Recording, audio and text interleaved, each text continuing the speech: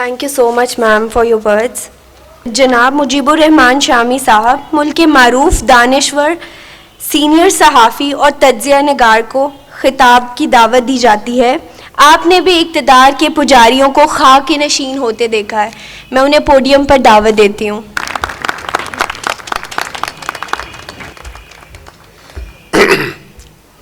بسم اللہ الرحمن الرحیم. نحمدہ و نصلی علی رسولہ الکریم وعلی آلہ و اصحابہ اجمعین. جناب محترم عابد حسن منٹو صاحب, جناب سید افضل حیدر صاحب اور صاحبان اسٹیج ایک سے بڑھ کر ایک ہیں, اس لیے ابھی سدھو صاحب پوچھ رہے تھے کہ لفظ منٹو ہے یا منٹو ہے.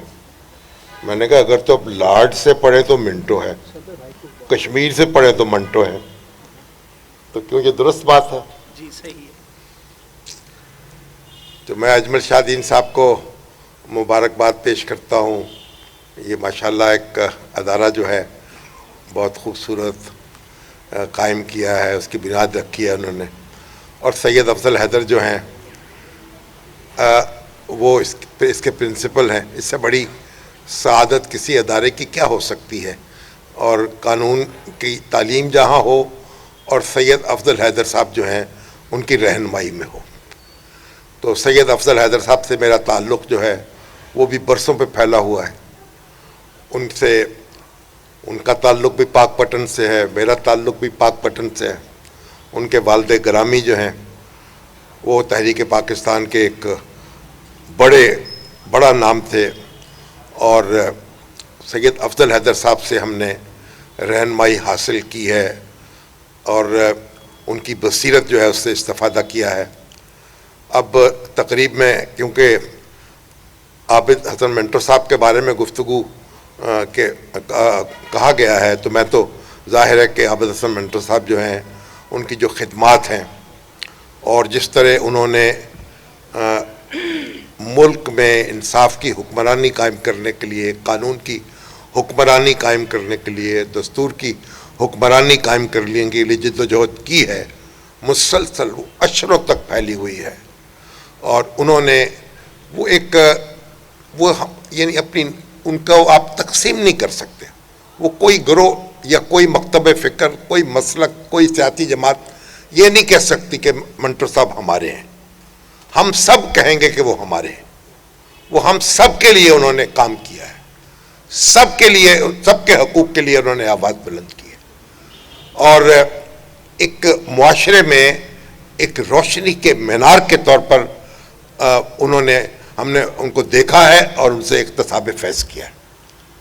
اور یہ اور بات ہے کہ پاکستان میں اتنی طویل جد و جہد ہے ہمارے قانون دانوں کی, ہمارے وکلا کی, اور اس کے نتیجے میں آج ہم جہاں پہنچے ہوئے ہیں معلوم ہوتا ہے کہ دائرے کا سفر ہے اور ہر چند سال کے بعد وہیں پہنچ جاتے ہیں جہاں سے چلے تھے. تو یہ بھی کچھ سمجھ میں نہیں آتا کہ یہ کس کی بد دعا لگی ہے, کیا ہوا ہے, کیا کوئی ایسا فعل سرزد ہوا ہے ہم سے بحیثیت قوم کہ ہمارا سفر جو ہے وہ دائرے کا سفر ہے, ہم آگے بڑھ نہیں پاتے.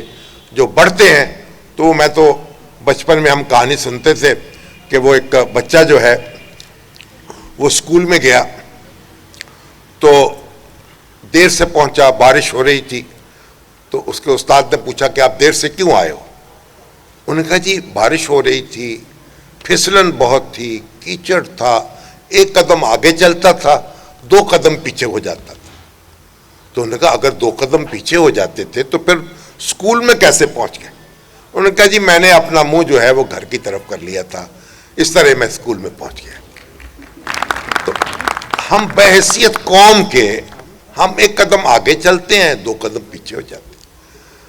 ہم نے عدالتوں کی آزادی کی, جد و جہد کی, عدلیہ جو پاکستان کی, اب دنیا کی تاریخ میں کبھی آپ نے دیکھا ہے کہ ماشاء اللہ کی زد میں آئے ہوئے جج جو ہیں وہ بحال ہو جائیں اور ماشاء اللہ کو شکست ہو جائے؟ یہ پاکستان کے وکیلوں نے یہ معجزہ ان سے سرزد ہوا ہے, پاکستان کی قوم سے, پاکستان کے سیاسی لیڈروں سے. نتیجہ کیا نکلا ہے؟ جج تو آزاد ہو گئے ہیں، عدلیہ آزاد نظر نہیں آ رہی کی، اور بہت سارے تو مادر پدر آزاد ہیں۔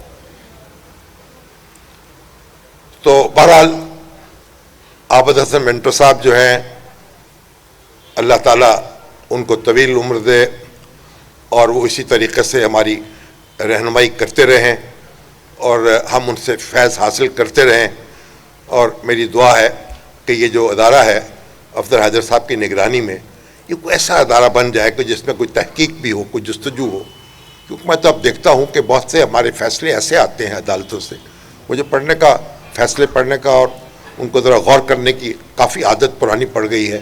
اب ایسے فیصلے آتے ہیں، اس طرح کی انٹرپریٹیشنز ہوتی ہیں، اس طرح کے ریمارکس آتے ہیں کہ لگتا ہے کہ وہاں ہماری عدلیہ کو بھی کچھ ضرورت ہے، مطالعے کی ضرورت ہے، کچھ تربیت کی ضرورت ہے، اور اگر کوئی ریسرچ جرنل، میں نے اجمل شادین سے کہا تھا، آپ اس کا آغاز کر سکیں جہاں جو ہماری ججمنٹس آتی ہیں عدالتوں کی، ان کا کوئی تنقیدی جائزہ بھی لے سکیں، تو اس سے بھی میں سمجھتا ہوں کہ بڑی خدمت ہوگی۔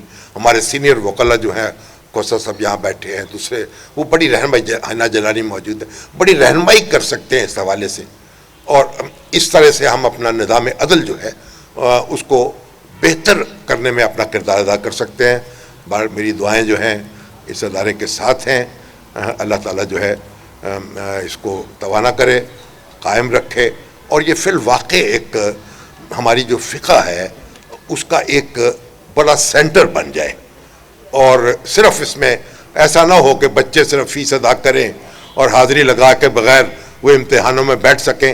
یہ تو اس طرح ادارے تو بہت کام کر رہے ہیں، کوئی جستجو، کوئی تجسس، کوئی تحقیق کا شوق ان میں پیدا کیا جائے کہ جہاں سے جب وہ پڑھ کے نکلیں تو ان کے سامنے پھر قائد اعظم محمد علی جناح ہوں، ان کے سامنے علامہ اقبال ہوں، اور ان کے سامنے وہ لوگ نہ ہوں جن سے ہم سب پناہ مانگتے ہیں۔